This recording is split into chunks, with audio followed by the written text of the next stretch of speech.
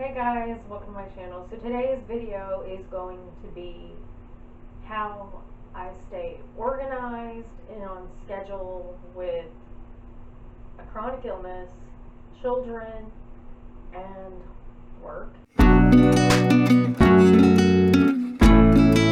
It's just it's just that time of the year in my head where we're all kind of getting back into an actual routine and a schedule after the summer. So I figured I'd share with you how I stay organized because I've been sharing a lot of back to school organization and all that stuff. So now let's share how I stay organized as an adult. So, yeah. Sit back, keep watching, and yeah, let's jump right in. Okay, so the number one way that I stay organized and on schedule is, first thing is to figure out my non-negotiables. I have to have my list of things that no matter what get done or that take priority. And for right now, that is taking care of my health, taking care of the kids, making sure I'm working and getting to work on time. Now, give or take, I work from home, but I do have a 2.5-year-old, well, almost 2.5-year-old, and an 8-month-old. So working from home is not always easy when you have two littles, like really littles. But right now, those are my priorities, because I have to take care of myself, because if I'm not taking care of myself, I can't take care of the kids, and I can't work. And if I can't work, then I can't take care of the kids or take care of myself. So kind of, right now, those are the non-negotiables for me. And of course, you can break that down. And of course, you can break that down farther into, like, I have to get in a workout, or I have to cook a healthy dinner, or I have to do, like, clean this area or this space. Of course, it doesn't have to be that complex or that complicated, but for me right now, it's just as simple as saying I need to do this, this, and this, and these are my priorities. That is an everyday thing. Okay, the next thing is the 4 Ps. I saw this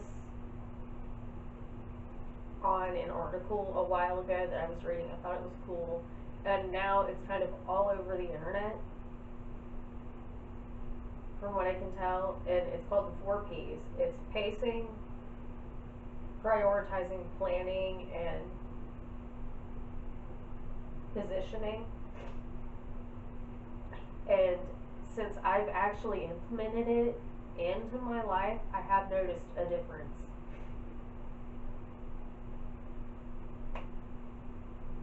Like, I plan everything. I'm automatically a planner anyway, but by doing it this way, I plan in everything. I prioritize things differently than I did before.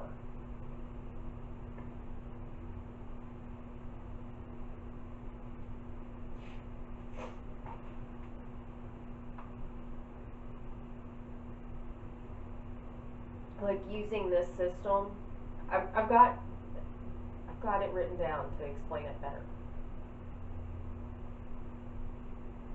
Like, using the 4 Ps, I plan everything anyway, but now I plan rest, I prioritize a certain number of things every day that have to get done outside of my non-negotiables.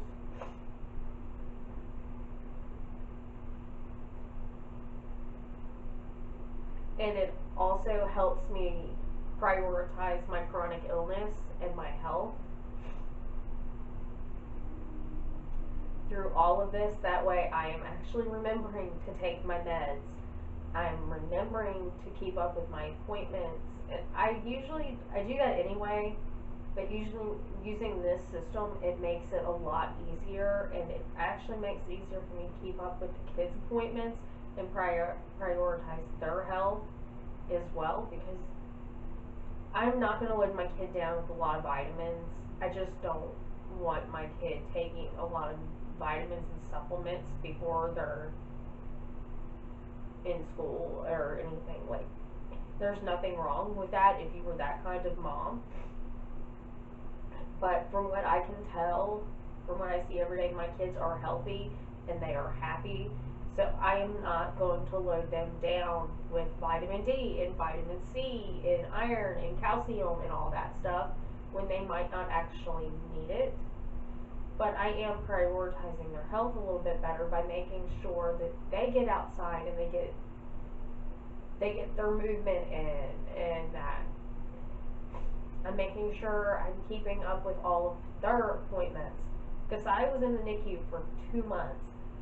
We have a lot of appointments with her. Even though there's nothing wrong with her, we do have to do NICU appointments every 3 months.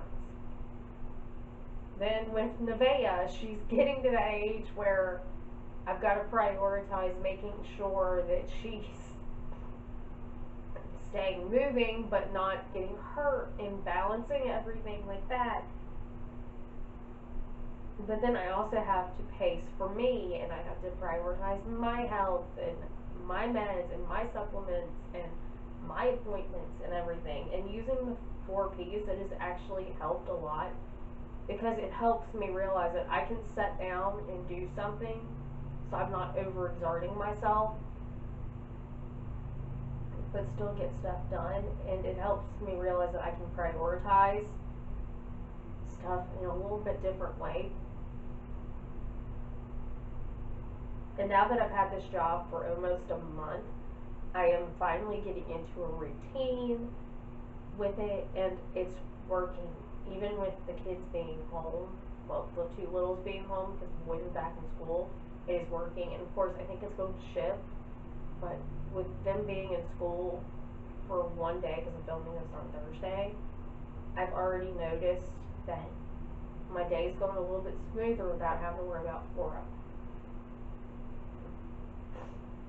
Okay, number 3 is have a routine, or just have routines. Like, I have a routine for everything. I have a wake up routine, I have my work routine, I have my medicine routine, the kids have their routine, there's a bedtime routine.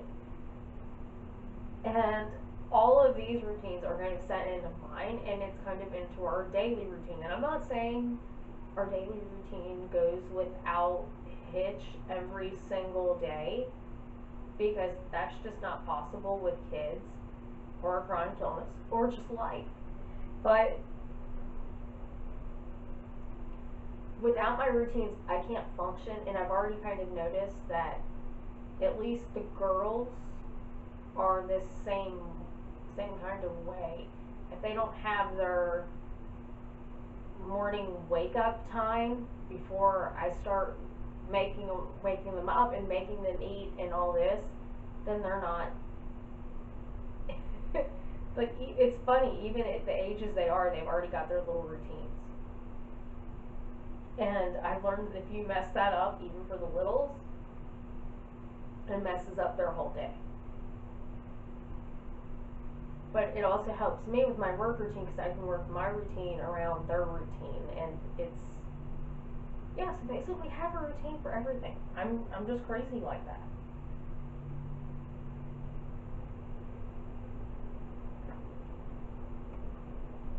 Number 4 on how I organize my life is I have boundaries for work. When it comes to working, I have to have boundaries. I can't take on an extra assignment every day. I can't take on an extra project every week. I'm lucky enough that I get to work from home. And part of that, the reason I was looking for that was because of my chronic illness, and the other part of it was because of the kids. And I have worked outside of the home. I didn't have kids yet, but I was working outside of the home, and even then, I had my boundaries. Like, I could work from this time to this time. I was not going to stay over if I could not stay over. Give or take, when I was working outside of the home, I had 2 jobs.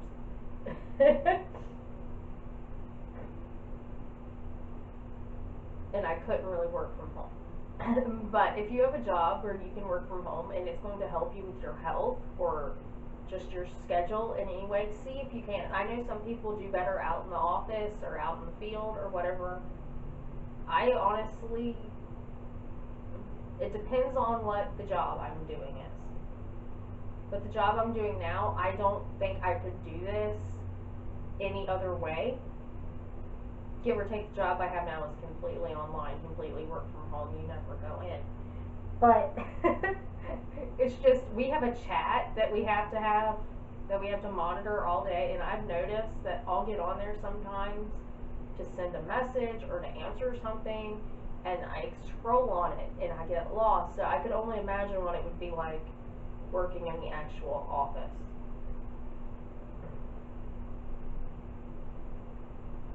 But for me, my main thing was when I was working out of the home was I talked to my managers and I told them what I needed for me and how to make that work, and a lot of times they are willing to accommodate depending on how you present the issues at hand. But honestly, a lot of times for me, just having boundaries with work is saying no to the extra hours. It's saying no to the extra projects and the extra assignments when you know you're already when you already know you have a full plate.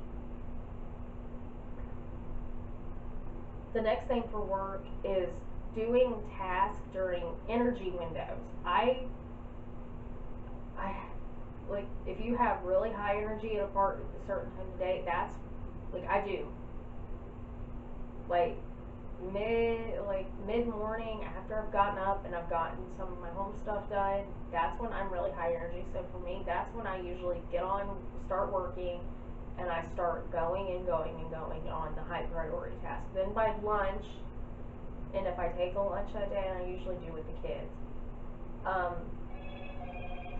I'm kind of already at that point of crashing out, and that's when I do like my lower energy task, like checking the chat, sending messages, making sure everything's up to date. And I know it sounds weird, but doing high energy and low energy tasks in your high and low energy windows actually does help, especially if you have chronic illness and you're working. And I did that even when I was working outside of the home.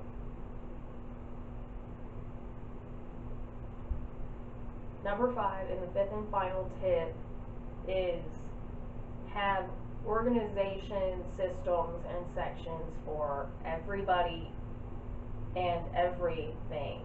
Like, I have areas that are the kids. I have my areas, like I have my desk, and this is where I work, and this is where I do everything. And then I have like a homework zone, which you saw me put together for the kids.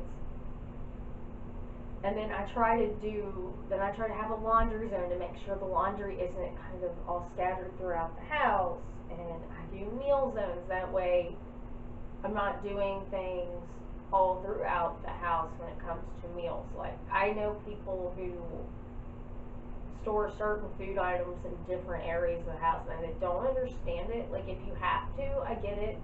And now, I'm not saying I don't do this, because lunch zones and stuff in lunch boxes do get stored in different areas so the kids don't find them and eat them all. Because I've got 2 school-aged, I got a 12-year-old and a 9 who's going to be 10 pretty soon. And if you let them see some of their like they saw their gushers and their fruit by the foot for their lunches, and they ate them all within 2 days, even though they knew it was for school. So yeah, I don't know why those didn't get hidden. I guess because I didn't put them away. But if you don't hide stuff from them, a lot of times if it's school stuff that they like, it does. It's gone within a day or two. So meal zones are a little bit different, especially if you have to hide the lunch stuff. But other than that, I have meal zones and lunch zones, and I have my medical zones. I have my meds all in one area, in one place, and it's out of the way of the kids. And even though they can see it, they know it's not for them, and they know not to touch it. And I'm talking the toddler.